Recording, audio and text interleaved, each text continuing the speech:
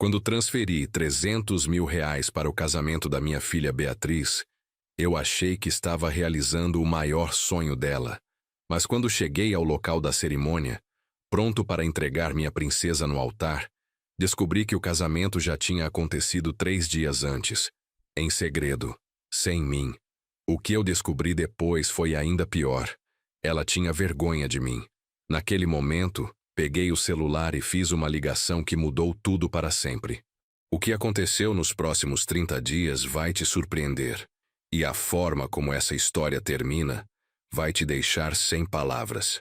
Mas antes de continuarmos, confira se você já está inscrito no canal e escreva nos comentários. De onde você está assistindo este vídeo? Meu nome é Roberto Medeiros, tenho 56 anos e durante toda a minha vida trabalhei como soldador numa pequena oficina em Guarulhos, São Paulo. Nunca fui homem de muitas palavras, mas sempre fui de muito trabalho. Acordar às 5 da manhã, chegar em casa às 7 da noite, sábado até meio-dia. Essa era minha rotina há mais de 30 anos. Minha esposa Cleusa sempre dizia que eu era teimoso igual uma mula, mas que tinha coração de ouro. Ela não estava errada. Quando nossa filha Beatriz nasceu, em 1998, eu prometi para mim mesmo que ela nunca passaria pelas dificuldades que eu passei. Cresci sem pai. Minha mãe lavava roupa para fora para nos sustentar. E eu sabia o que era ter vergonha da própria condição. Beatriz seria diferente. Ela estudaria nas melhores escolas, teria tudo o que quisesse. E quando chegasse a hora do casamento, eu daria a ela uma festa que nossa família jamais esqueceria. Durante 26 anos, guardei cada centavo que sobrava. Enquanto meus colegas de trabalho gastavam no bar depois do serviço, eu voltava para casa e colocava as moedas no cofre que ficava em cima do guarda-roupa. Cleusa sempre dizia que eu era obsessivo com aquilo, mas ela entendia. Nós dois tínhamos o mesmo sonho: ver nossa filha feliz, realizada, sem nunca precisar se envergonhar de onde veio. Quando Beatriz completou 18 anos e entrou na faculdade de administração, eu estava orgulhoso como um pai pode estar. Ela era inteligente, bonita, determinada. Arrumou um emprego numa empresa de contabilidade ainda no 3º ano, e foi lá que conheceu Tiago Fernandes, um rapaz bem apessoado, filho de uma família de classe média alta de São Caetano do Sul. No começo fiquei desconfiado, não porque ele fosse ruim, mas porque eu conhecia a diferença entre mundos. Tiago parecia um bom rapaz quando Beatriz o trouxe para jantar em casa pela primeira vez. Cumprimentou com firmeza. Olhou nos meus olhos, chamou Cleusa de senhora. Tinha educação, isso eu não podia negar. Mas havia algo na forma como ele olhava nossa casa simples, nossos móveis antigos, nossa televisão pequena que me incomodava. Era um olhar rápido, quase imperceptível, mas estava lá. O mesmo olhar que eu recebia quando entrava em lugares mais sofisticados com minha roupa de trabalho. Beatriz estava apaixonada, isso era óbvio. Falava dele o tempo todo, mostrava fotos, contava sobre os lugares onde iam juntos, restaurantes caros, bares sofisticados, festas de amigos com sobrenomes compostos. Eu ficava feliz por ela estar conhecendo um mundo diferente, mas ao mesmo tempo uma preocupação crescia dentro de mim. Será que ela estava se afastando de quem realmente era? Com o tempo, as visitas de Tiago ficaram mais raras. Quando vinha um jantar, ele sempre tinha pressa para ir embora. Sempre tinha algum compromisso, alguma coisa importante para fazer. Beatriz começou a fazer desculpas por ele, e eu percebi que ela estava constrangida. Não com ele, mas conosco. Com nossa simplicidade, nossa casa pequena, meu português sem diploma universitário. Aos poucos, ela também começou a vir menos. Os almoços de domingo se tornaram quinzenais, depois mensais. Quando vinha, ficava pouco tempo, sempre olhando o celular, sempre com pressa. Eu tentava conversar, perguntar sobre o trabalho, sobre os planos, mas suas respostas eram curtas, evasivas. Cleusa dizia que era fase, que todo mundo passa por isso quando está namorando sério, mas eu conhecia minha filha e sabia que havia algo mais profundo acontecendo. Em 2023, Beatriz me ligou numa quinta-feira de manhã, enquanto eu estava na oficina. Sua voz estava diferente, mais séria, mais adulta. Pai, preciso conversar com você. O Tiago me pediu em casamento. Meu coração disparou. Minha menina ia casar. 25 anos de economia, de sacrifício, de sonhos guardados, tudo se resumia àquele momento. Que maravilha, filha. Quando vocês querem fazer a festa? Perguntei, já imaginando como seria lindo. Pai, é sobre isso que preciso conversar com você. Podemos nos encontrar hoje à noite? Havia algo na voz dela que me deixou inquieto, mas eu atribuía a emoção natural de quem acabou de ficar noiva. Naquela noite, Beatriz veio em casa sozinha. Tiago estava viajando a trabalho, segundo ela. Sentamos na cozinha, eu, ela e Cleusa, e ela começou a falar sobre os planos. Queria casar em dezembro numa festa para 200 pessoas, num buffet em São Caetano. Já tinha visitado 3 locais com Tiago. Já tinha ideias sobre decoração, sobre o vestido, sobre tudo. E quanto vocês acham que isso vai custar? Perguntei, já calculando mentalmente se minha poupança seria suficiente.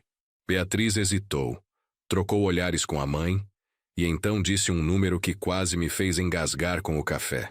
300 mil reais, pai. Eu sei que é muito, mas 300 mil reais. Era mais do que eu ganhava em 4 anos de trabalho. Era exatamente o valor que eu tinha na poupança, fruto de 26 anos de sacrifício. Cleusa ficou pálida. Beatriz, filha, isso não é muito caro? Mas eu já tinha decidido. Não se preocupem. O pai juntou dinheiro a vida inteira pensando neste dia. Minha filha vai ter o casamento que merece. Nem que para isso eu tenha que vender tudo que tenho. Naquela noite, depois que Beatriz foi embora, fiquei acordado olhando o teto. 300 mil reais. Todo o dinheiro que eu tinha na vida. Cleusa estava preocupada, eu podia sentir. Ela deu 1000 voltas na cama antes de conseguir dormir. Mas para mim, a decisão já estava tomada. Havia trabalhado a vida inteira para aquele momento. Ver minha filha feliz, realizada, com um casamento digno de uma princesa. No dia seguinte fui ao banco. O gerente, seu Antônio, que me conhecia há mais de 15 anos, ficou surpreso quando pedi para sacar toda a poupança. Seu Roberto, o senhor tem certeza? É muito dinheiro para tirar de uma vez só. Expliquei sobre o casamento da Beatriz, sobre meu sonho de dar a ela uma festa inesquecível. Seu Antônio sorriu e disse: Entendo, seu Roberto. Pai é assim mesmo, não é? Faria qualquer coisa pelos filhos. A transferência foi feita numa sexta-feira de março. R$ 297.450. Praticamente todo o meu patrimônio indo para a conta de Beatriz. Quando cheguei em casa e contei para Cleusa, ela chorou. Não de alegria, mas de medo. Roberto, e se alguma coisa der errado? E se a gente precisar desse dinheiro para uma emergência? Eu a tranquilizei. Não vai dar errado, amor. Nossa filha é responsável. O Tiago parece um bom rapaz. E além do mais, qual é a emergência mais importante do que a felicidade da nossa filha? Nas semanas seguintes, Beatriz ligava constantemente para contar sobre os preparativos. O buffet estava contratado, o fotógrafo escolhido, o vestido encomendado. Cada detalhe planejado com precisão militar. Ela parecia mais animada do que havia estado em anos, e isso me deixava feliz. Finalmente, minha filha estava voltando a ser próxima de nós, mesmo que fosse por causa dos preparativos do casamento. Cleusa ajudava com o que podia. Sugestões sobre flores, ideias para lembrancinhas, opiniões sobre convites. Pela primeira vez em muito tempo, nossa casa voltou a ter vida, com Beatriz vindo jantar 2, 3 vezes por semana para discutir detalhes da festa. Maio chegou, e com ele os ajustes finais. Beatriz trouxe uma lista com 215 pessoas convidadas. Eu conhecia talvez 20% delas. Alguns parentes nossos, alguns amigos antigos da família. O resto eram colegas de trabalho dela, amigos de Tiago, familiares da família dele que eu nunca tinha visto na vida. Pai, você vai conhecer todo mundo na festa. Vai ser maravilhoso. Ela dizia com um brilho nos olhos que eu não via há anos. Tiago aparecia eventualmente durante essas reuniões de planejamento, sempre educado, sempre correto. mas nunca muito interessado nos detalhes. Deixava tudo por conta de Beatriz, apenas concordando com as decisões dela. Quando eu tentava puxar conversa sobre trabalho, sobre futebol, sobre qualquer coisa, ele respondia de forma cordial, mas distante. Era como se houvesse uma barreira invisível entre nós. Em junho, Beatriz me mostrou as fotos do vestido. Uma peça deslumbrante importada, com detalhes em pedraria que brilhavam como estrelas. Custou 15 mil reais, pai. Mas quando você me ver nele, vai entender que valeu cada centavo. Eu concordei, emocionado. Minha filha seria a noiva mais bonita de São Paulo naquele dia. Os convites chegaram em julho. Papel especial, impressão dourada, acabamento perfeito.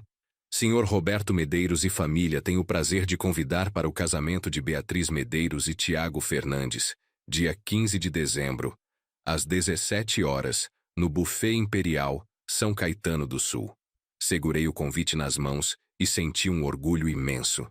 Meu nome estava ali, como pai da noiva, anfitrião de uma festa que seria falada por anos.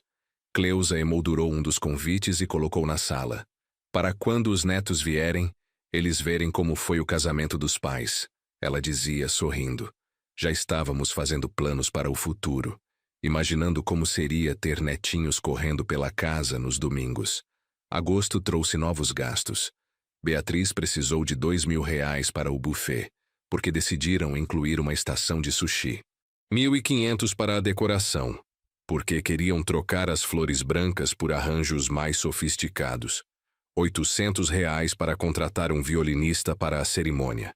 Cada nova despesa vinha acompanhada de uma explicação detalhada sobre por que era necessária, sobre como faria diferença no resultado final. Eu não questionava. O dinheiro estava lá para ser usado. E se minha filha achava que esses detalhes eram importantes, então eram importantes para mim também. Vendi algumas ferramentas antigas, pegava horas extras na oficina sempre que possível, mantinha nossa casa funcionando com o mínimo necessário para que Beatriz não precisasse se preocupar com nada além dos preparativos. Em setembro, ela me chamou para conhecer o buffet. Era um lugar impressionante, com jardins enormes, salões decorados, uma estrutura que parecia um palácio. O dono, seu Marcos, nos recebeu pessoalmente e nos mostrou cada detalhe do que seria o grande dia. Vai ser uma festa linda, seu Roberto. Sua filha tem muito bom gosto. Eu assenti, orgulhoso, imaginando como seria ver 200 pessoas celebrando a felicidade da minha menina naquele lugar mágico. Durante a visita, Beatriz estava radiante, apontando onde ficaria a mesa do bolo, onde seria a pista de dança, onde ficariam os noivos para receber os cumprimentos. Tiago estava conosco, mas parecia mais interessado no celular do que na explicação do buffet. Quando seu Marcos perguntou se ele tinha alguma sugestão, ele apenas disse: "Está tudo perfeito, pode deixar com a Beatriz." No caminho de volta para casa, Beatriz falou sobre os preparativos finais. Faltavam apenas 3 meses, e ainda havia muito a ser feito. Prova do vestido, definição do cardápio final, confirmação da lista de convidados. Pai, você vai ficar tão orgulhoso no dia. Vai ser o casamento mais bonito que São Caetano já viu. Outubro passou voando entre preparativos e ansiedade. Beatriz vinha em casa quase todos os dias, sempre com novidades, sempre com algum detalhe para acertar. Cleusa estava ajudando com as lembrancinhas, pequenos sachês de lavanda que seriam colocados em cada mesa. Vai dar um cheiro maravilhoso no salão, Beatriz dizia enquanto testávamos diferentes essências. Foi nesse período que comecei a notar algo estranho. Tiago, que já não aparecia muito, praticamente desapareceu das nossas conversas sobre o casamento. Beatriz sempre tinha uma desculpa. Ele estava atarefado no trabalho, estava resolvendo questões da família dele, estava cuidando da lua de mel. Mas algo me incomodava. Um noivo não deveria estar mais presente nos preparativos da própria festa? Quando perguntei para Beatriz se estava tudo bem entre eles, ela ficou defensiva. Claro que está tudo bem, pai. O Tiago confia em mim para resolver essas coisas. Ele é mais prático. Deixa eu cuidar dos detalhes. Mas eu conhecia minha filha.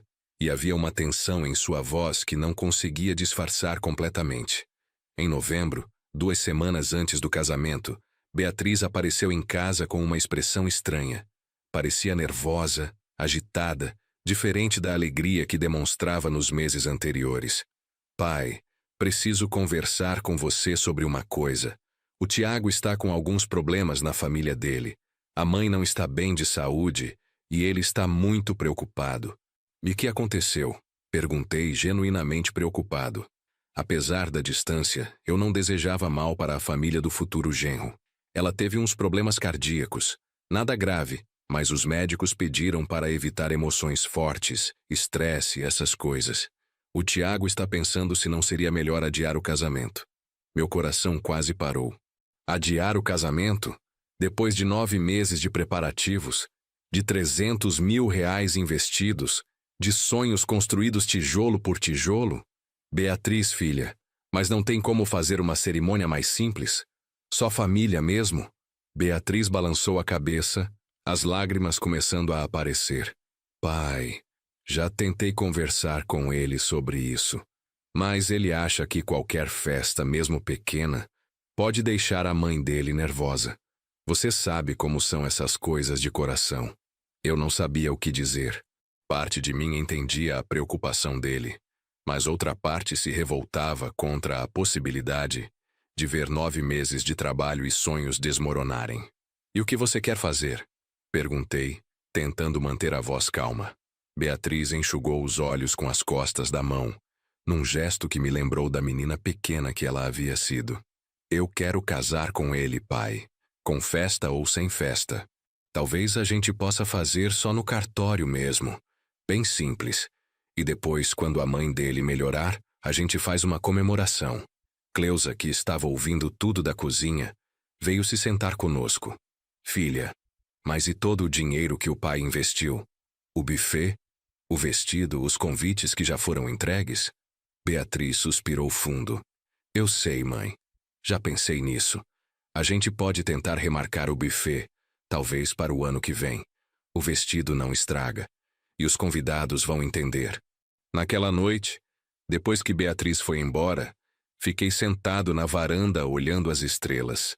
300 mil reais. Todo o meu patrimônio investido num sonho que talvez não se realizasse. Mas o mais importante era a felicidade da minha filha. E se ela queria casar com Tiago, mesmo que fosse só no cartório, eu apoiaria a decisão dela. No dia seguinte, liguei para Beatriz. Filha, se vocês decidirem fazer só no civil mesmo, o pai está do lado de vocês. O importante é vocês serem felizes juntos. O resto a gente resolve depois. Ela ficou emocionada, agradeceu 1000 vezes, disse que eu era o melhor pai do mundo. Por alguns instantes, senti que tinha tomado a decisão certa. A primeira semana de dezembro foi estranha. Beatriz não aparecia mais em casa todos os dias como estava fazendo. Quando ligava para saber como estavam as coisas, ela sempre dizia que estava tudo bem, que eles estavam organizando os detalhes do casamento civil, que logo teria novidades para nos contar. Mas havia algo na voz dela, uma distância que eu não conseguia compreender. Tiago ligou uma vez durante essa semana. Foi surpreendente, porque ele nunca tinha ligado diretamente para mim antes. Seu Roberto queria agradecer pela compreensão com relação aos problemas da minha família. O senhor é um sogro muito compreensivo. Agradeci a ligação, mas fiquei com uma sensação estranha. Sua voz parecia aliviada demais, como se um peso tivesse sido tirado das costas dele. Na segunda semana de dezembro, Beatriz finalmente apareceu em casa. Era uma terça-feira à noite, e ela chegou sozinha, parecendo mais animada do que havia estado nas últimas semanas. Pai, mãe, tenho uma novidade para contar. Eu e o Tiago decidimos nos casar no sábado, dia 14. Vai ser bem simples, só no cartório mesmo. Mas queremos que vocês estejam lá. Fiquei feliz, mas ao mesmo tempo confuso. Filha, por que tanta pressa? Não era melhor esperar a mãe do Tiago melhorar? Beatriz sorriu, mas havia algo forçado naquele sorriso. Pai, a gente conversou e decidiu que não quer mais esperar. Já perdemos tempo demais por causa dessa situação. Queremos ser felizes logo. E onde vai ser? Perguntou Cleusa. No cartório de São Caetano, às 10 horas da manhã. Depois a gente pode almoçar todos juntos num restaurante legal. Vai ser íntimo, só família mesmo. Concordamos, é claro. Era o que nossa filha queria. Era o que ia fazê-la feliz. Naquela noite, Cleusa comprou um vestido novo para a cerimônia. Eu tirei meu terno do guarda-roupa, mandei passar e engomar. Era o mesmo terno que havia usado no meu próprio casamento, 28 anos antes. Talvez não fosse tão elegante quanto as roupas que Tiago e sua família usariam, mas era o que eu tinha de melhor. Sexta-feira chegou, e eu estava ansioso como um garoto na véspera do Natal. Amanhã seria o grande dia. Minha filha se casaria, e eu estaria lá para entregar sua mão ao homem que ela escolheu para passar o resto da vida. Não seria a festa dos sonhos que havíamos planejado, mas seria um momento especial, íntimo, nosso. Liguei para Beatriz de manhã para confirmar os detalhes. Filha, que horas vocês querem que a gente chegue no cartório? Ela demorou um pouco para responder. Pai, na verdade, teve uma mudança de planos. O Tiago conseguiu remarcar para domingo, dia 15, às 16 horas. No mesmo local. Algo na voz dela me incomodou. Tudo bem, filha. Domingo, então. Algum problema específico? Não, pai. É que apareceu uma oportunidade de ter uma cerimônia um pouco mais bonita, sabe? Num lugar mais reservado do cartório. Mas só conseguiram para domingo. Aceitei a explicação, embora uma parte de mim achasse estranho remarcar casamento com tão pouco tempo de antecedência. Sábado passou devagar. Eu e Cleusa aproveitamos para relaxar, assistir televisão, conversar sobre como seria bom ter um genro oficial na família. Mesmo que não seja a festa que sonhamos, Roberto, o importante é nossa filha estar feliz, dizia Cleusa, enquanto preparava um bolo para levarmos de presente no domingo. Domingo de manhã acordei cedo, mais animado do que havia estado em semanas. Tomei banho, me vesti com cuidado, ajeitei a gravata no espelho. Cleusa estava linda no vestido novo, com um pequeno buquê de flores que ela mesma havia preparado para entregar a Beatriz. Saímos de casa às 2 da tarde para chegar com antecedência ao cartório de São Caetano. O trânsito estava tranquilo, o dia estava bonito.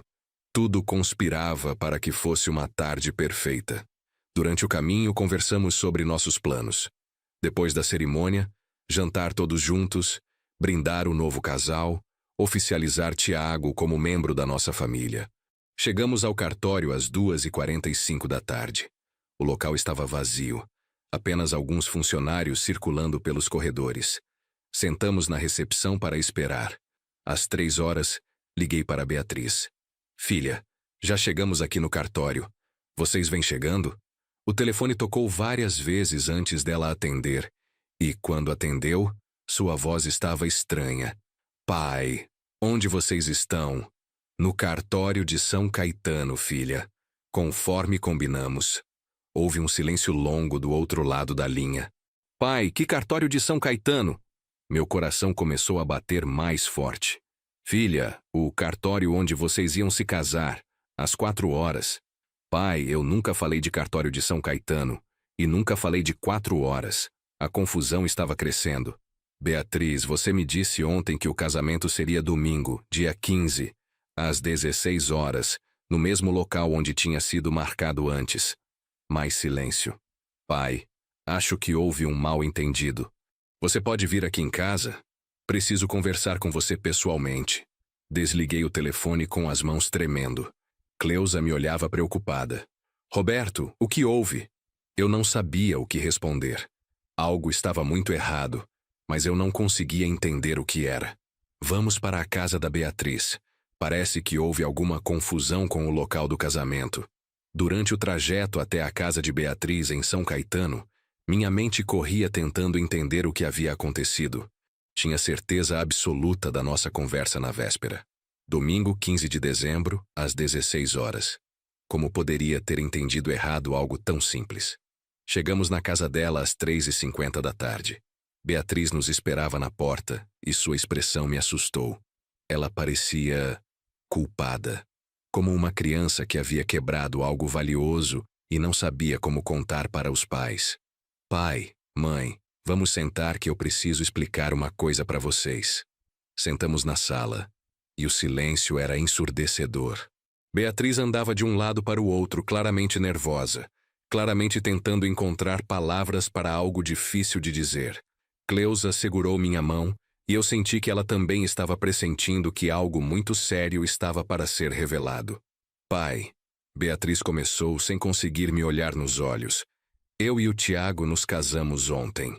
No civil. Foi uma cerimônia pequena, só com os pais dele e 2 testemunhas. As palavras chegaram até mim como se viessem de muito longe, como se alguém estivesse falando numa língua estrangeira. Como assim vocês se casaram ontem? Minha voz saiu mais alta do que eu pretendia. Beatriz, nós combinamos hoje. Você me ligou ontem para confirmar hoje. Ela finalmente me olhou, e havia lágrimas em seus olhos. Pai, eu não sabia como contar para vocês. As coisas aconteceram muito rápido. Cleusa soltou minha mão e ficou de pé. Beatriz, eu não estou entendendo. Por que vocês se casaram escondido? Por que não nos chamaram? A voz da minha esposa estava quebrando, e eu sabia que ela estava lutando para não chorar.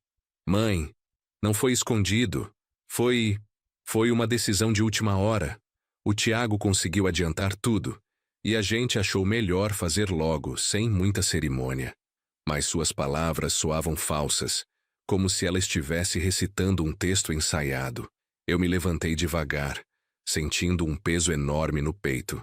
Beatriz, sua mãe e eu somos seus pais. Não merecíamos pelo menos estar presentes no casamento da nossa única filha? Ela começou a chorar abertamente agora. Pai, eu sei que vocês estão chateados. Eu sabia que vocês ficariam chateados. Por isso que não sabia como contar. Chateados? A palavra saiu da minha boca com uma amargura que eu não sabia que existia dentro de mim.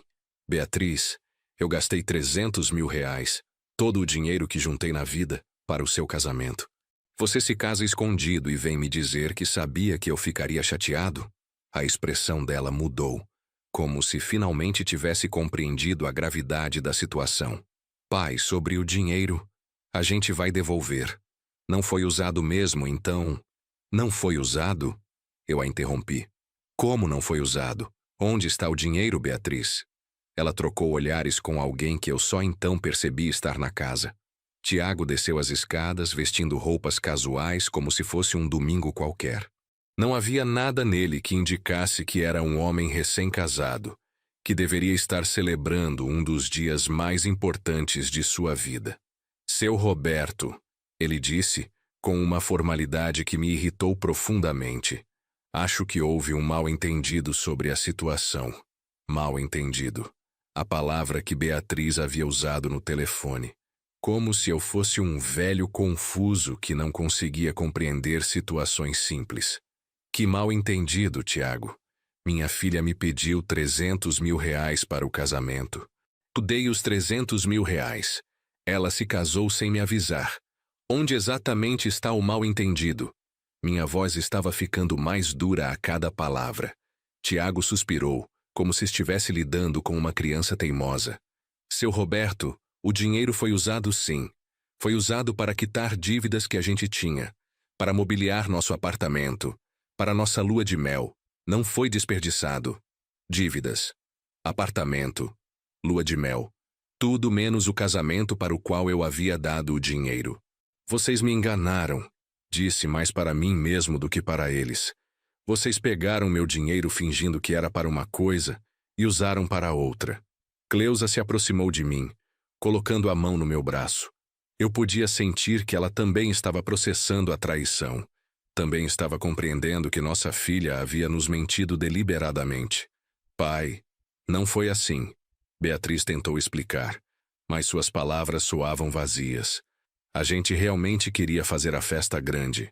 Mas depois, conversando melhor, percebemos que era muito dinheiro para uma festa de algumas horas. Resolvemos usar o dinheiro de forma mais inteligente. Mais inteligente. Repeti lentamente. E vocês acharam inteligente me mentir durante meses? Acharam inteligente me deixar acreditar que estaria no casamento da minha única filha? Tiago deu um passo à frente, como se quisesse proteger Beatriz de mim. O gesto me irritou ainda mais. Seu Roberto, o senhor está se alterando sem necessidade.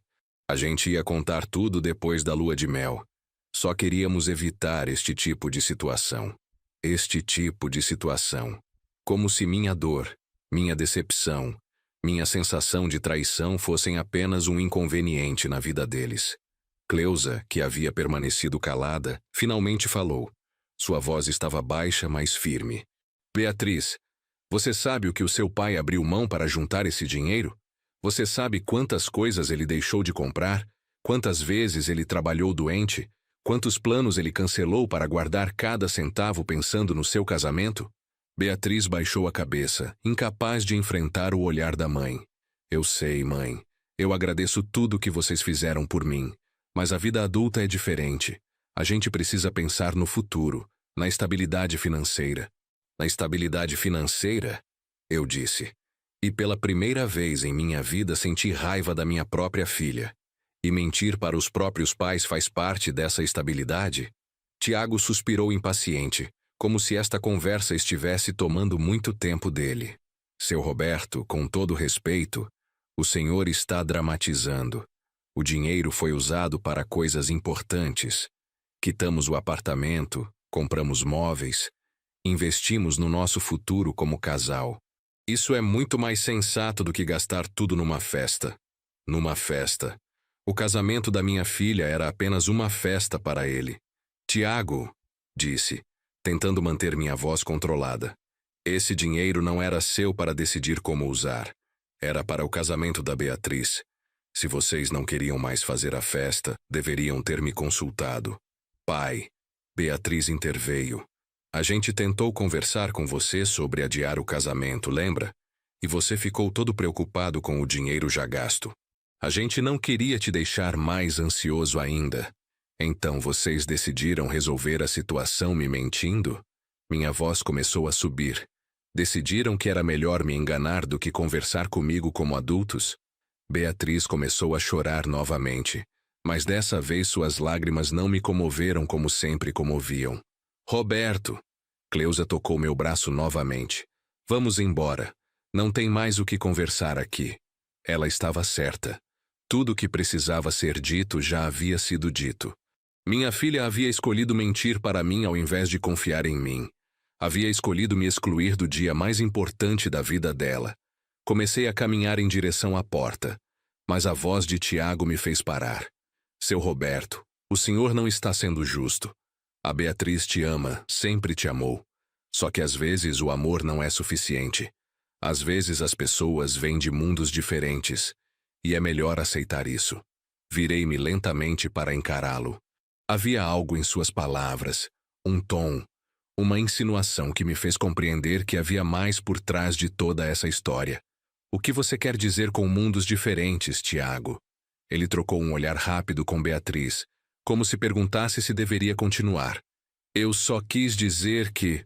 Bem, minha família tem um padrão social diferente. Eles não estariam confortáveis numa festa com pessoas muito simples. Pessoas muito simples. As palavras ficaram ecoando na minha cabeça. Pessoas como eu. Pessoas como Cleusa. Pessoas como nossa família, nossos amigos, nossa vida inteira. Pessoas simples. Repeti, saboreando cada sílaba.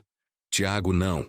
Beatriz disse rapidamente, percebendo que ele havia cruzado uma linha perigosa. Mas era tarde demais. A verdade finalmente havia aparecido nua e crua. Então foi por isso, disse, tudo se encaixando na minha mente como peças de um quebra-cabeças. Vocês pegaram meu dinheiro, mas não queriam minha presença. Queriam minha conta bancária, mas se envergonhavam do homem que estava por trás dela. Tiago teve a decência de parecer constrangido, mas não negou. Seu Roberto, não é nada pessoal. É só que meus pais são pessoas muito tradicionais. Eles não se sentiriam à vontade numa festa com pessoas de backgrounds muito diferentes. Backgrounds. Repeti a palavra em inglês com escárnio. Que palavra bonita para falar de preconceito. Cleusa se aproximou mais de mim, e eu podia sentir sua raiva crescendo também. E você, Beatriz? Perguntei, olhando diretamente para minha filha. Você também se envergonha dos seus backgrounds? Você também acha que eu e sua mãe somos pessoas muito simples para o seu casamento? Ela não conseguiu responder imediatamente, e seu silêncio foi mais doloroso que qualquer palavra poderia ter sido. Quando finalmente falou, sua voz estava quase inaudível. Pai, não é vergonha, é só que eu queria que tudo fosse perfeito. Eu queria impressionar a família dele. E eu atrapalharia essa perfeição. Concluí. O soldador de Guarulhos não combinaria com a elite de São Caetano. Beatriz balançou a cabeça, mas seus olhos não conseguiam mentir. Eu estava certo. Pai, por favor, não seja assim. Você sabe que eu te amo. Você me ama, mas se envergonha de mim. Interessante conceito de amor. Caminhei até a porta novamente, decidido a sair antes que dissesse algo de que poderia me arrepender. Pai, espera! Beatriz correu atrás de mim. A gente pode conversar sobre isso. A gente pode resolver isso de uma forma que deixe todo mundo feliz. Parei na porta e me virei para ela uma última vez. Todo mundo feliz? Perguntei. Beatriz, você mentiu para mim durante meses. Você pegou todo o dinheiro que juntei na vida inteira. Você se casou sem nem me avisar. E agora quer resolver isso de uma forma que deixe todo mundo feliz? Pai, eu posso devolver o dinheiro. Talvez não tudo de uma vez, mas posso parcelar, posso. Não é sobre o dinheiro, eu a interrompi. Nunca foi sobre o dinheiro. Era sobre estar presente no dia mais importante da sua vida.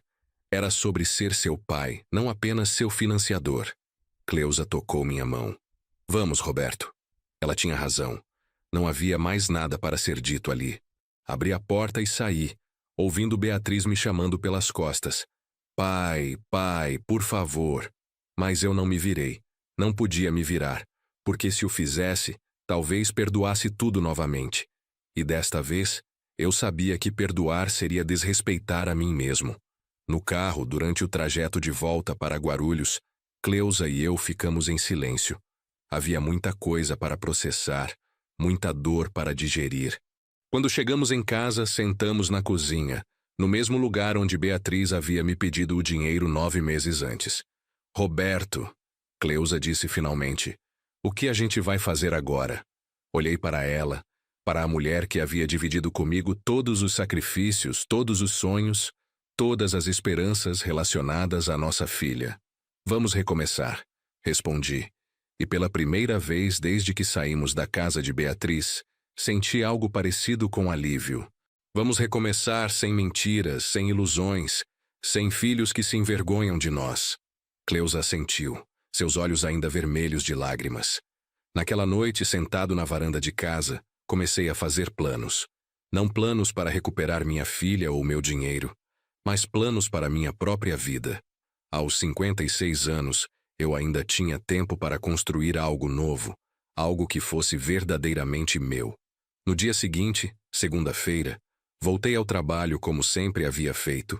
Mas algo estava diferente dentro de mim.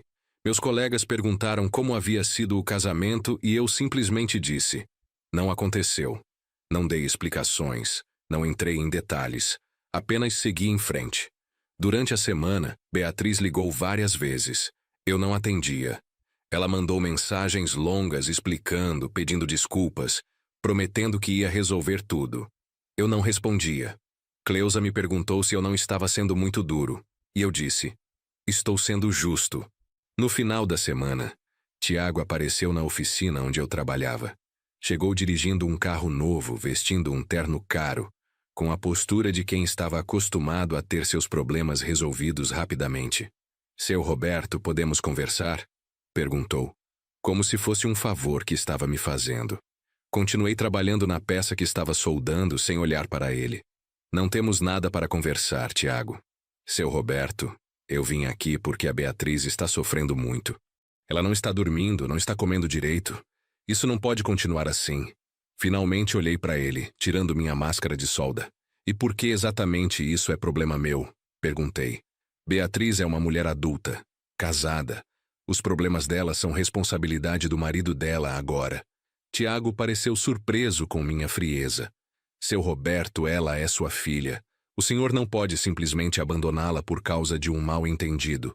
Mais uma vez aquela palavra. Mal-entendido. como se tudo o que havia acontecido fosse um simples equívoco de comunicação. Tiago, disse, colocando minha máscara de volta. Quando vocês decidiram se casar sem me avisar, vocês me abandonaram primeiro. Agora estou apenas retribuindo o favor. Voltei ao meu trabalho, indicando que a conversa havia terminado. Ele ficou parado ali por alguns minutos, provavelmente esperando que eu mudasse de ideia. Quando percebeu que isso não aconteceria, suspirou alto e disse: "O senhor vai se arrepender desta decisão, seu Roberto. Família é família, não importa o que aconteça." Sem levantar a cabeça do meu trabalho, respondi: "Família não mente uma para a outra. O que vocês fizeram não foi coisa de família."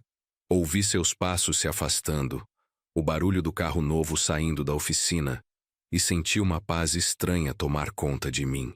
Naquela tarde, quando cheguei em casa, encontrei Cleusa na cozinha, preparando o jantar para dois. Há meses não jantávamos sozinhos, sem a expectativa de uma ligação de Beatriz, sem conversas sobre casamento, sem a presença constante dos problemas de outras pessoas em nossa mesa. "Como foi seu dia?" Cleusa perguntou, como fazia há 28 anos de casamento. "Tranquilo", respondi, e era verdade. Pela primeira vez em meses, meu dia havia sido realmente tranquilo. Sem preocupações financeiras impossíveis, sem mentiras para decifrar, sem expectativas para administrar. Durante o jantar, conversamos sobre coisas simples: o trabalho, o tempo, os vizinhos, a novela que Cleusa gostava de assistir. Conversas normais de um casal normal, sem o peso de filhos ingratos ou genros preconceituosos. Depois do jantar, sentamos na sala para assistir televisão. Era um sábado à noite qualquer, mas se sentia especial porque era nosso. Não havia outras pessoas interferindo. Não havia dramas para resolver. Não havia dinheiro sendo desperdiçado em sonhos que não nos incluíam. "Roberto", Cleusa disse durante um comercial, "você acha que a gente fez alguma coisa errada na criação dela?" Era uma pergunta que eu sabia que viria, mais cedo ou mais tarde. Pensei cuidadosamente antes de responder. "Cleusa, a gente deu para ela tudo o que podia dar. Amor, educação, valores, oportunidades. Se ela escolheu se envergonhar disso, a escolha foi dela, não nossa. Mas talvez a gente tenha mimado ela demais. Talvez deveria ter ensinado ela a valorizar mais as coisas simples." Cleusa tinha lágrimas nos olhos novamente. "Talvez", concordei. "Mas não podemos voltar no tempo para mudar isso. O que podemos fazer é seguir em frente e não repetir os mesmos erros." Ela assentiu e ficamos em silêncio assistindo um filme antigo na televisão. A segunda semana depois da descoberta, estabelecemos uma nova rotina. Eu ia trabalhar, Cleusa cuidava da casa, e à noite conversávamos sobre nossos planos para o futuro. Planos que não incluíam sacrificar nosso bem-estar pelos caprichos de filhos ingratos. "Roberto", Cleusa disse numa quinta-feira, "estive pensando. A gente podia fazer aquela viagem para o Nordeste que sempre planejou. Agora que não temos mais gastos extras." A ideia me animou. Durante anos havíamos falado sobre conhecer as praias da Bahia, mas sempre faltava dinheiro. Sempre havia alguma emergência de Beatriz que consumia nossa economia. "É uma boa ideia", respondi. "Podemos começar a planejar para o ano que vem." Pela primeira vez em anos tínhamos planos que eram só nossos, sonhos que não dependiam da aprovação ou participação de ninguém mais. No trabalho, meus colegas começaram a perceber a mudança. Eu estava mais leve, menos preocupado, mais concentrado no presente. João, meu parceiro de trabalho há 15 anos, comentou: "Roberto, você parece outro homem. O que aconteceu?" "Decidi parar de viver a vida de outras pessoas", respondi. E era a verdade mais simples e mais profunda que eu poderia dar. João riu, mas eu sabia que ele havia entendido. Uma tarde, quando estava voltando do trabalho, vi Beatriz parada na frente da minha casa. Ela estava encostada no carro, claramente me esperando há algum tempo. Meu primeiro impulso foi dar meia volta e ir embora, mas decidi enfrentar a situação. "Pai", ela disse quando me viu aproximando. Seus olhos estavam vermelhos, seu rosto magro. Era óbvio que realmente não estava bem, como Tiago havia dito. Mas eu endurecei meu coração. Sofrimento era consequência de escolhas, e ela havia feito as suas. O que você quer aqui, Beatriz? Perguntei, parando a alguns metros de distância dela. Não ia facilitar as coisas. Pai, preciso conversar com você. Não posso continuar assim com você me ignorando. Sua voz estava fraca, desesperada. Você conversou comigo por 9 meses, mentindo. Minha resposta foi seca, direta. Pai, eu sei que errei. Eu sei que magoei você e a mãe. Mas eu posso consertar isso. Posso devolver o dinheiro. Posso fazer uma festa agora. Posso. Pode o quê? Eu a interrompi. Pode me incluir agora que já não tem mais o que esconder. Pode me aceitar na sua vida agora que já conseguiu tudo o que queria. Ela começou a chorar. Pai, não é assim. Eu sempre quis você na minha vida. Eu só queria impressionar a família do Tiago. Queria que eles me aceitassem. E, para impressionar estranhos, você decidiu humilhar seus próprios pais. Caminhei na direção da porta de casa. Beatriz, você fez sua escolha. Agora vive com ela. Pai, por favor! Ela gritou atrás de mim. Eu sou sua filha. Você não pode me abandonar assim. Parei com a mão na maçaneta e me virei para ela. Beatriz, quando você se casou sem me avisar, quem abandonou quem? Ela não teve resposta para isso. Olha, continuei. Você é uma mulher adulta, casada, com sua própria vida. Não precisa mais do papai para nada. Vive sua vida de classe média alta com seu marido e sua família política sofisticada. Deixa o soldador de Guarulhos em paz. Pai, eu nunca disse que você era menos importante. Ela protestou, mas suas palavras soavam vazias. Não precisava dizer. Suas ações falaram por si só. Abri a porta de casa. Beatriz, se você tivesse me respeitado, teria conversado comigo antes de tomar qualquer decisão. Se você tivesse me amado de verdade, não teria se envergonhado da minha presença no seu casamento. Eu te amo, pai. Ela gritou desesperada. Talvez você ame, mas amor sem respeito não vale nada. Entrei em casa e fechei a porta, ouvindo-a chorar do outro lado. Cleusa estava na cozinha e havia escutado tudo. Roberto, será que você não foi muito duro com ela? Perguntou. Cleusa, ela é minha filha e sempre vai ser. Mas respeito é respeito. Se ela quiser ter um relacionamento comigo, vai ter que ser baseado na verdade, não em conveniência. Cleusa assentiu, compreendendo. Naquela noite, enquanto jantávamos, ouvimos batidas na porta. Beatriz havia voltado, acompanhada de Tiago. Eles bateram por quase 10 minutos antes de desistir. Não fomos atender. 2 semanas depois, recebemos uma ligação inesperada. Era a mãe de Tiago, Dona Márcia, que eu nunca havia conhecido pessoalmente. Sua voz era educada, mas fria. Senhor Roberto, sou Márcia Fernandes, mãe do Tiago. Gostaria de conversar com o senhor sobre a situação entre vocês e a Beatriz. Dona Márcia, respondi. Que situação? Não temos nenhuma situação com Beatriz. Ela é uma mulher casada que fez suas escolhas. Senhor Roberto, a Beatriz está passando por um momento muito difícil. Ela está deprimida, não está trabalhando direito.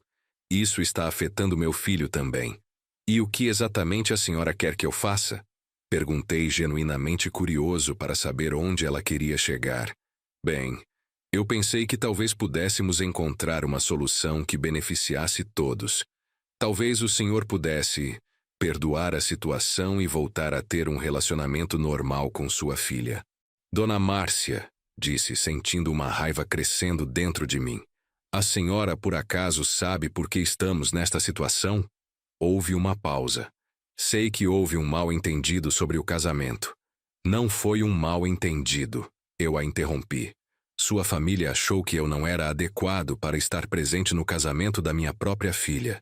Acharam que eu e minha esposa éramos muito simples para conviver com pessoas como vocês. O silêncio do outro lado da linha durou quase 1 minuto. Quando Dona Márcia voltou a falar, sua voz havia perdido a cordialidade forçada. Senhor Roberto, eu acho que há um exagero da sua parte. Ninguém disse que vocês não eram adequados.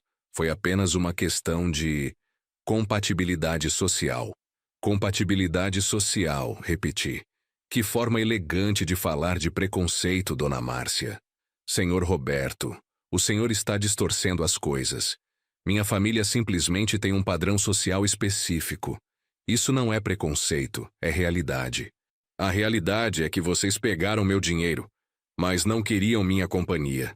Pegaram minha filha, mas rejeitaram sua família. E agora, quando as consequências das suas escolhas estão incomodando, vocês querem que eu resolva o problema. O senhor está sendo muito dramático, ninguém rejeitou ninguém. Dona Márcia, eu não fui convidado para o casamento da minha própria filha. Como a senhora chama isso? Outro silêncio. Então ela suspirou, e quando voltou a falar, sua máscara de polidez havia caído completamente. Senhor Roberto, vamos falar a verdade. Minha família investiu muito no futuro do Tiago e da Beatriz. Compramos o apartamento onde eles moram, mobiliamos, pagamos a lua de mel deles. Nós somos os principais responsáveis pelo bem-estar deles. Investiu? Perguntei incrédulo. Dona Márcia, quem pagou 300 mil reais para o casamento deles fui eu. Todo o dinheiro que juntei em 26 anos de trabalho. Sim, mas esse dinheiro foi usado de forma inteligente, para quitar dívidas, para dar estabilidade para eles. Muito mais sensato do que gastar tudo numa festa. A audácia da mulher me deixou sem palavras por alguns segundos. Então, a senhora acha normal pegar dinheiro de uma pessoa fingindo que é para uma coisa e usar para outra? Senhor Roberto, o senhor está sendo muito simplista. Adultos responsáveis tomam decisões adultas. Sua filha e meu filho fizeram escolhas maduras. Maduras, repeti. E mentir para os próprios pais faz parte dessa maturidade? Às vezes é necessário proteger os pais de decisões que eles não compreenderiam. Nesse momento, senti uma clareza absoluta sobre com que tipo de pessoas estava lidando. Dona Márcia, a senhora sabe qual é a diferença entre eu e vocês? Qual? Eu trabalho para ganhar meu dinheiro. Vocês trabalham para ganhar o dinheiro dos outros. E desliguei o telefone. Cleusa, que havia ouvido minha parte da conversa, balançou a cabeça. Que tipo de gente é essa, Roberto? O tipo de gente que nossa filha escolheu para fazer parte da vida dela. Respondi, e pela primeira vez senti uma mistura de tristeza e alívio por ela ter feito essa escolha. Na manhã seguinte, acordei com uma decisão tomada. Era hora de parar de reagir às manipulações de outras pessoas e começar a agir de acordo com meus próprios princípios. Liguei para meu advogado, Dr. Silva, que havia cuidado da documentação quando comprei minha casa. Dr. Silva, preciso de uma consultoria sobre uma situação familiar. Expliquei toda a situação. O dinheiro emprestado, as mentiras, o casamento secreto, a forma como havia sido tratado. Seu Roberto, ele disse depois de ouvir tudo, tecnicamente o senhor pode entrar com uma ação de danos morais. Também pode tentar reaver o dinheiro, já que foi obtido através de informações falsas. Dr. Silva, eu não quero entrar em guerra com minha filha. Só quero que ela entenda que ações têm consequências. O senhor quer que eu envie uma notificação extrajudicial? Às vezes isso ajuda as pessoas a compreenderem a gravidade da situação. Pensei por alguns minutos. Uma notificação oficial talvez fosse exatamente o que Beatriz precisava para entender que não era mais criança, que suas escolhas tinham peso legal e moral. Pode preparar, Dr. Silva. Quero uma notificação formal exigindo o ressarcimento do dinheiro, ou a realização da festa para a qual ele foi destinado, com prazo de 30 dias. Será feito, seu Roberto. O senhor está tomando a decisão certa. Às vezes é necessário usar a lei para ensinar respeito. A notificação foi entregue numa quinta-feira de manhã. Eu estava no trabalho quando Beatriz me ligou, histérica. Pai, que história é essa de ação judicial? Você enlouqueceu? Como você pode fazer isso com sua própria filha? Beatriz, respondi calmamente. Você pegou 300 mil reais sob falsa alegação. Isso tem nome na lei. É estelionato. Estou apenas exercendo meus direitos. Estelionato? Pai, você está falando como se eu fosse uma criminosa. Sou sua filha. Ser minha filha não te dá o direito de me enganar. E ser meu pai não me obriga a aceitar qualquer coisa. Pai, por favor, vamos conversar pessoalmente. Essa situação já foi longe demais. Beatriz, eu tentei conversar pessoalmente. Você mentiu. Agora a conversa vai ser através de advogados. Pai, você não pode estar falando sério. Estou completamente sério. Você tem 30 dias para devolver o dinheiro ou realizar a festa para a qual ele foi destinado. Depois desse prazo, a situação vai para o tribunal. Ela desligou o telefone gritando, e eu voltei ao meu trabalho com uma sensação estranha de paz. Pela primeira vez, desde que essa história havia começado, eu estava tomando uma atitude ativa, ao invés de apenas reagir às manipulações de outras pessoas. Naquela tarde, Tiago apareceu novamente na oficina. Desta vez, sua postura era completamente diferente. Não havia mais arrogância, apenas nervosismo. Seu Roberto, o senhor não pode estar falando sério sobre essa ação judicial. Tiago parecia genuinamente assustado. Estou falando muito sério, Tiago. Vocês agiram como estelionatários. Vão ser tratados como estelionatários. Seu Roberto, isso pode prejudicar minha carreira. Se meu chefe descobrir que estou envolvido numa ação por estelionato, deveria ter pensado nisso antes de pegar meu dinheiro com mentiras. Mas a gente pode resolver isso sem envolver a justiça. A gente pode devolver o dinheiro parcelado, pode fazer uma festa menor. Tiago, vocês tiveram 9 meses para resolver isso sem envolver a justiça. Escolheram mentir ao invés de conversar. Agora as regras mudaram. Ele ficou em silêncio por alguns minutos, claramente tentando encontrar uma saída. Seu Roberto, e se a gente fizesse uma cerimônia agora? Uma festa bonita com toda a sua família convidada? Parei meu trabalho e o olhei diretamente. Tiago, você realmente acha que eu vou aceitar migalhas depois de ter sido humilhado durante meses? Não são migalhas, seu Roberto. É uma oportunidade de recomeçar. Recomeçar? Ri sem humor. Tiago, quando sua sogra me ligou semana passada, sabe o que ela disse? Que vocês são os principais responsáveis pelo bem-estar da Beatriz. Que o dinheiro da festa foi usado de forma inteligente. Que vocês tomaram decisões adultas. Tiago ficou pálido. Claramente não sabia que sua mãe havia me ligado. Então me diz uma coisa, Tiago. Se vocês são tão adultos e responsáveis, por que estão com tanto medo de uma ação judicial? Ele não conseguiu responder.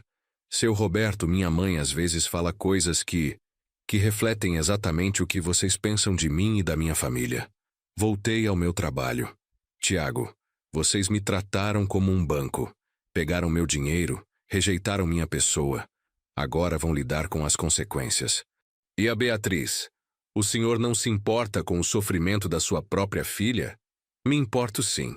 Por isso que estou ensinando para ela que ações têm consequências. É uma lição que deveria ter aprendido há muito tempo. Ele saiu da oficina claramente derrotado, e eu soube que a mensagem havia sido recebida. Não era mais o sogro bonachão que aceitava qualquer desrespeito. Era um homem defendendo sua dignidade. Naquela noite, Cleusa me recebeu em casa com um sorriso que eu não via há meses. Roberto, estou orgulhosa de você. Finalmente você parou de aceitar desrespeito. Cleusa, talvez eu devesse ter feito isso antes. Talvez se eu tivesse sido mais firme desde o começo, as coisas não teriam chegado a este ponto. Não adianta pensar no que poderia ter sido. O importante é o que você está fazendo agora. Ela tinha razão. Durante anos, havia aceitado ser tratado como segunda opção, como um mal necessário na vida da minha filha. Nunca mais. No fim de semana recebi uma ligação inesperada. Era meu irmão Carlos, que morava em Santos e com quem falava raramente. Roberto, a Beatriz me ligou chorando. Disse que você entrou na justiça contra ela. Que história é essa? Expliquei toda a situação para Carlos. O dinheiro emprestado, as mentiras, o casamento secreto, o preconceito da família do genro. Quando terminei, houve um longo silêncio do outro lado. Roberto, Carlos disse finalmente, você fez certo. Eu sempre achei essa menina meio ingrata, mas não sabia que era a este ponto. Carlos, eu não queria chegar a esse extremo, mas ela precisa aprender que não pode tratar as pessoas como objetos descartáveis. Mano, você sabe que tem meu apoio total. E se precisar de alguma coisa, pode contar comigo. Depois de desligar, me senti mais forte. Saber que pelo menos uma pessoa da família compreendia minha posição fazia toda a diferença. Na segunda semana depois da notificação, os primeiros sinais de que a pressão estava funcionando começaram a aparecer. Beatriz começou a ligar todos os dias, às vezes chorando, às vezes irritada, sempre implorando para conversarmos pessoalmente. Pai, não pode ser que você prefira ver sua filha no tribunal a conversar comigo em casa. Beatriz, eu tentei conversar em casa. Você mentiu por meses. Agora a conversa é oficial. Pai, eu posso explicar tudo. Você teve 9 meses para explicar. O prazo acabou. No 10º dia após a notificação, aconteceu algo que eu não esperava. Cleusa recebeu uma ligação de Rosa, prima de Beatriz e filha da minha irmã. Tia Cleusa, a Beatriz está muito mal. Ela foi internada ontem à noite. Crise de ansiedade, pressão alta. Os médicos disseram que ela estava no limite do esgotamento nervoso. Cleusa ficou pálida. Rosa, como ela está agora? Está estável, mas os médicos querem manter ela em observação. Tia, eu sei que vocês estão brigados, mas ela é família. Quando Cleusa me contou, senti um aperto no peito. Por mais que estivesse decepcionado com Beatriz, ela ainda era minha filha. Vê-la sofrer não me dava prazer algum. Roberto, acho que devíamos ir vê-la no hospital. Cleusa disse. Roberto, eu conheço nossa filha. Ela pode ter mentido sobre outras coisas, mas não fingiria uma internação. Vamos pelo menos ver como ela está. Fomos ao hospital naquela tarde. Beatriz estava no quarto, pálida, conectada a aparelhos que monitoravam seus sinais vitais. Quando nos viu, começou a chorar. Pai, mãe, obrigada por terem vindo. Sua voz estava fraca, diferente. Não havia mais a altivez dos últimos meses. Apenas uma menina assustada que parecia ter voltado a ser criança. Como você está se sentindo? Perguntou Cleusa, sentando-se na cadeira ao lado da cama. Eu permaneci de pé, encostado na parede. Estou cansada, mãe. Muito cansada.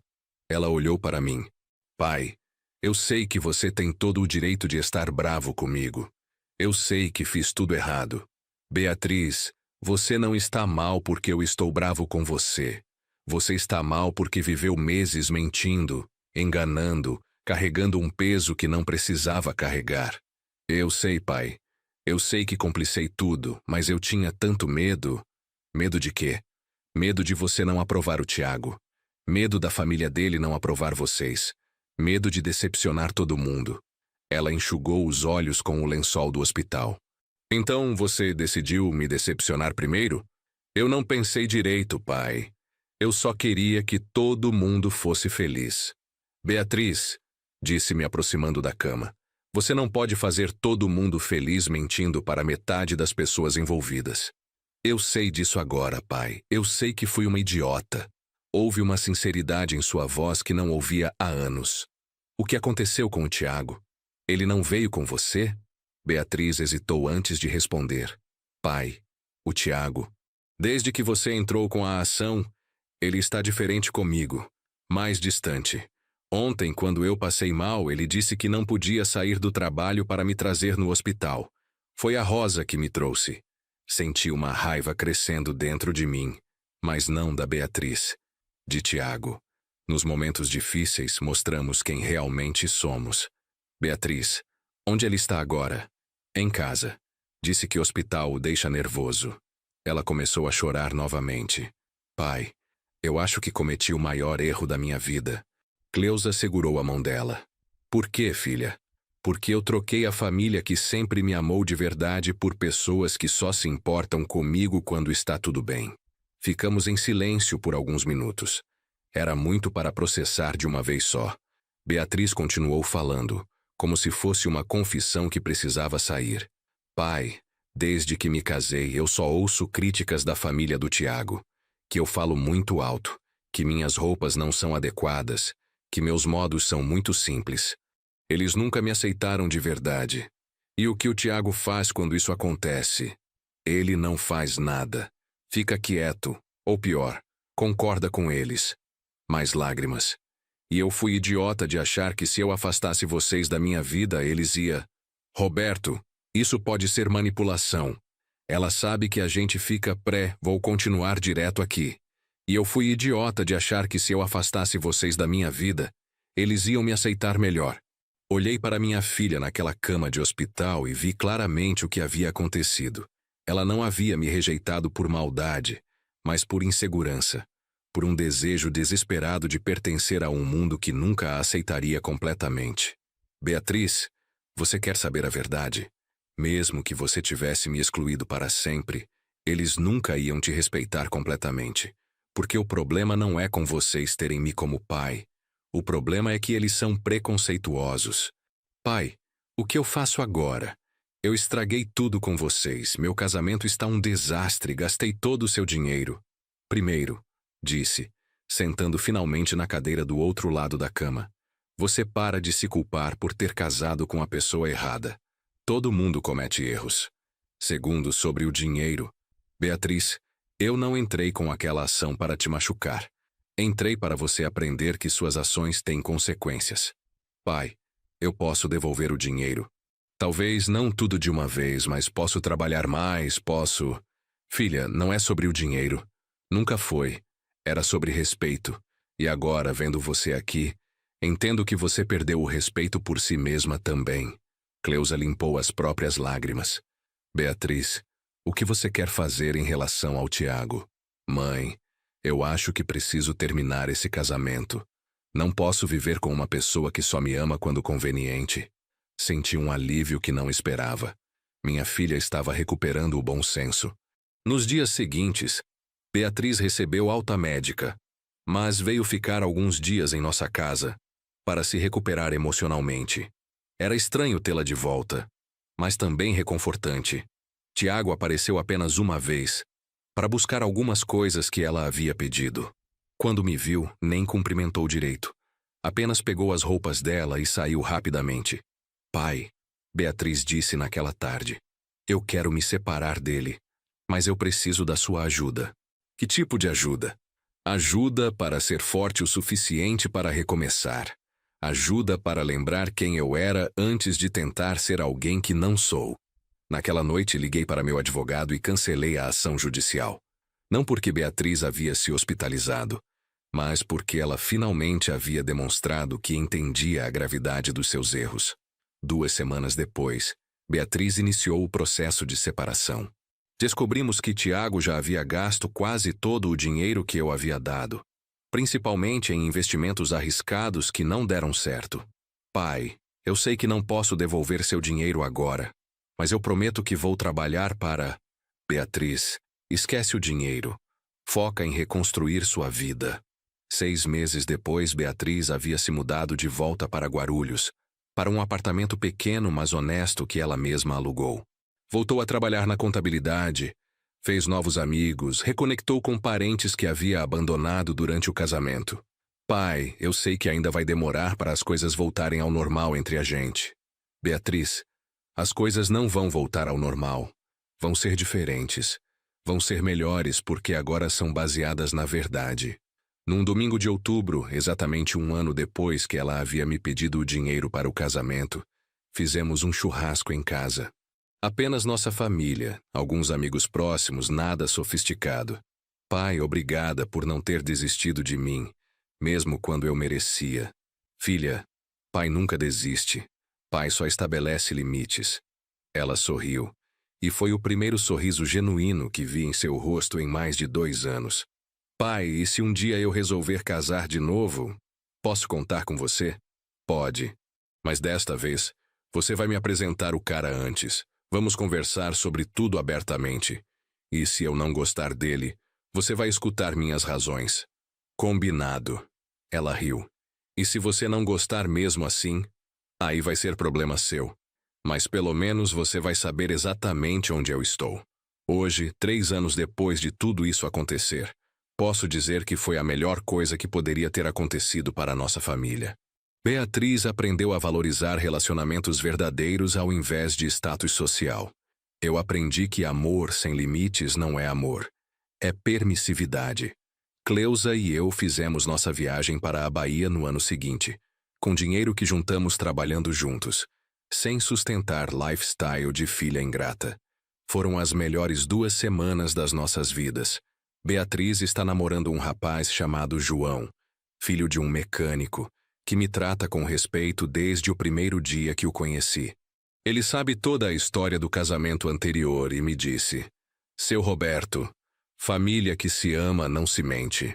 O dinheiro que gastei, nunca recuperei, mas recuperei algo muito mais valioso: o respeito da minha filha e o respeito por mim mesmo. Se você está passando por algo parecido, se tem filhos que te tratam como banco ao invés de pai, lembre-se, amor verdadeiro inclui limites, e às vezes, estabelecer esses limites dói no começo, mas liberta todo mundo no final. A vida me ensinou que não podemos controlar as escolhas dos outros, mas podemos controlar nossas reações. E a melhor reação ao desrespeito é não aceitar mais desrespeito. 300 mil reais foram o preço que paguei para aprender que dignidade não tem preço. E foi o melhor investimento que já fiz na vida. Se você gostou desta história, deixe seu like, se inscreva no canal e compartilhe nos comentários suas próprias experiências com limites familiares. Para ouvir a próxima história, clique no vídeo sugerido ao lado.